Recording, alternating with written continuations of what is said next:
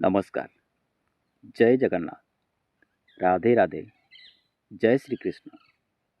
बंधु आपण जहाँ चाहती ए प्रकृति आपण को दिने निश्चय दे थाए।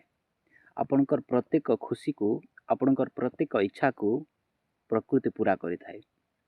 केमिति प्रकृति को जना केमिति पड़े ना आपणक पड़ोसी जदि केही झगड़ा लागुची ताहा देखी आपण को भारी खुशी लागुची तो दिने से झगड़ा ही आपणक पाखक प्रकृति निश्चय पठेब।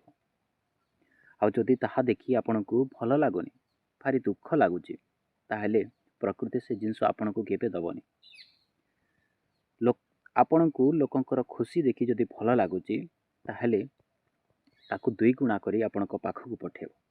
जदि आपण को कहार उन्नति करने देखी भारी खुशी लगुच ताहले प्रकृति आपण पाखक दुई गुणा करी से उन्नति करने निश्चय पठेब। जदि कहार उन्नति देखी आपणकर ईर्षा होची ताहले आपण को उन्नति करिवार प्रकृति केबे दब नाही।